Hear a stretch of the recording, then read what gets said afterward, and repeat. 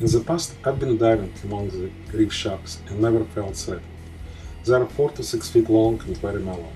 The rule here is simple: mind your own business and they will mind their own. It has been an exciting trip, but I wanted more.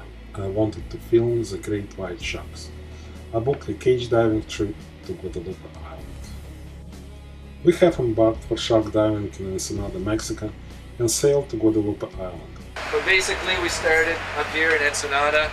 Okay, we're traveling south-southwest 185 nautical miles to Guadalupe.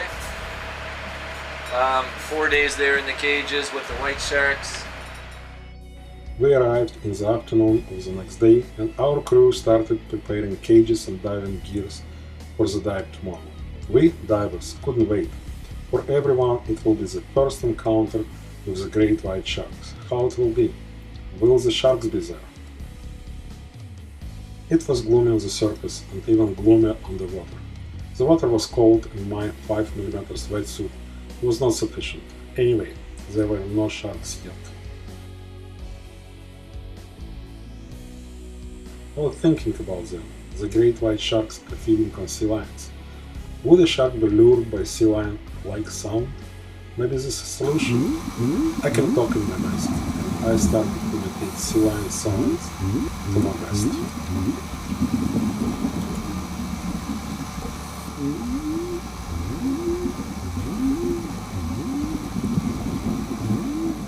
And here they are, the first visual of the great white shark.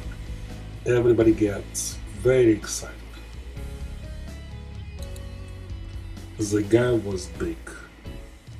I was very confident in the protective ability of the cage and was not worrying about shark attacking it, but I wanted to make shots as close as possible. I have never been before around a 16 feet and 2 tons predator in my life, so I had a little precautionary trigger set up in my mind what to do if he would misbehave. I felt spring-loaded and would jump back into the cage as fast as possible.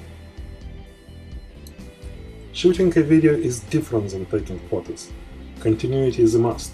The shark, in this case, should be properly positioned in the camera frame, the camera must be steady, and there should be an entry into the scene and exit out of it. This is not a stage shooting. Animals move at their own will, and you do your best. What you see at the moment may not ever be repeated. You don't want to miss anything. When I'm shooting, I see the world through my tiny camera monitor, and probably I would miss a nuclear submarine passing by if it is not in the frame. And it was almost happening. I was following one shark to complete scene, and when I done this, the other shark was almost under my armpit. The first day passed by fast. For some weird reason, the name Jack stuck in my mind as the name of that big guy I met today. Good night, Jack. See you tomorrow. Yesterday's whispering experiment was encouraging, but I was not sure the shark was attracted by my voice or there were other reasons. Apparently, Jack was not coming for tuna. Tuna was hanging there for the whole dive. It is about 45 minutes. Usually, he was biting at the end of his visit. The crew was not charming at all. They were not making any false promises to marine life and don't want to provoke sharks, which is good. Just a piece of tuna and nothing else. As soon as cages were lifted up, Jack was going to the depths. There were 2 cages at the time, one with 4 divers and another with 2. Is he investigated crowd? If so, he would spend more time around a cage containing more divers. But this was not the case. Finally, I got a chance to be in the smaller cage, for 2 divers, just by myself. In the opposite cage there were 4 divers. It will be almost clean experiment. So I started my now typical routine imitating sounds. It worked. Jack was spinning around this tiny cage, just as your pet dog spinning around your legs. And he was very close to me. I was out of the cage up to my waist, with my arms stretched to their full length, and I was shooting. It was incredible. I was meeting Jack on the left side of the cage, following the magnificent creature passed by, and as soon as Jack's tail cleared the camera view to the right, I quickly turned to the left, and Jack's head was already there, and he was spinning and spinning and spinning. I started feeling bad about divers in another cage. They were just hanging there, not able to take any good pictures. Jack's attention was all on me. Sometimes Jack's head was filling the whole camera view. Distance between him and my camera was less than 20 inches. It is a well-known fact the sharks typically do 3 cycles before attack. Jack did much more than that. After the dive, I asked the dive master Bob, who was sitting on the top of the cage, if he got scared. Bob is a professional commercial diver, and he has been on the shark seeing trips countless times. He answered, I was concerned. Jack had no plans to attack at all. If he would, he could reach me just by a single stroke of his powerful tail and cut me in half. What he was doing was entertaining himself, trying to figure out this strange creature. It is not a normal diver, they're just making bubbles and blinking flashlights. This creature sinks. This is a new twist in the show.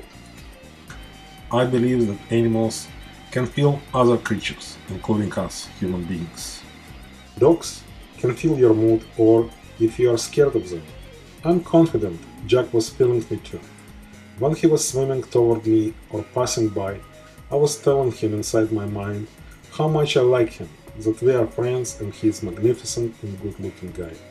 Maybe it was the reason he was sticking with me. We've been cage diving for 4 days. There were 2 morning dives and 2 in the afternoons.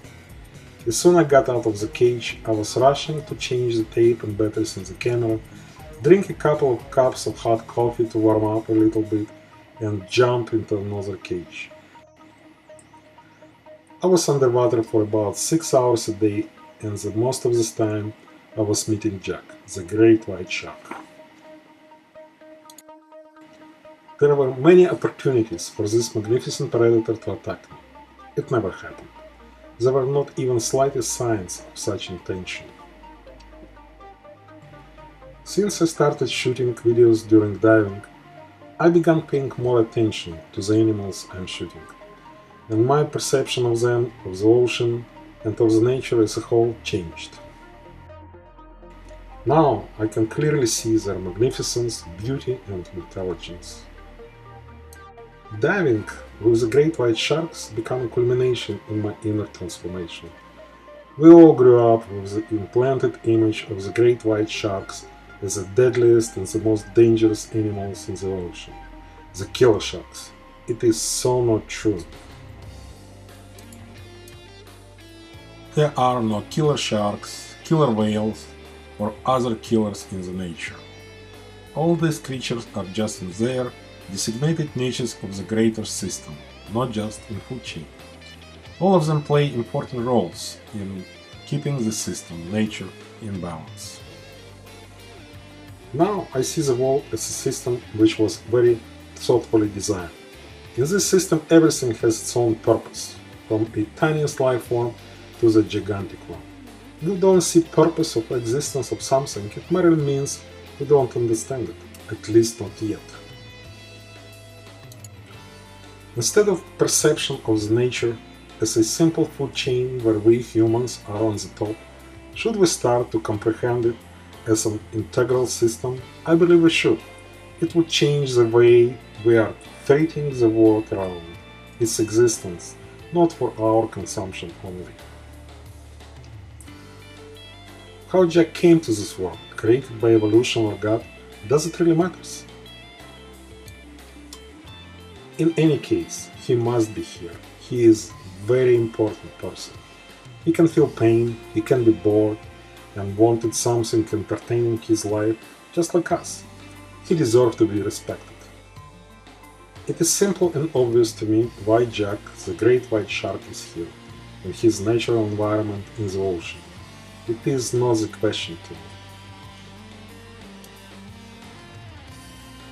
I'm struggling with other question. Why are we here? Why I'm here? Maybe to knock on the door of your soul, maybe to tell you this story.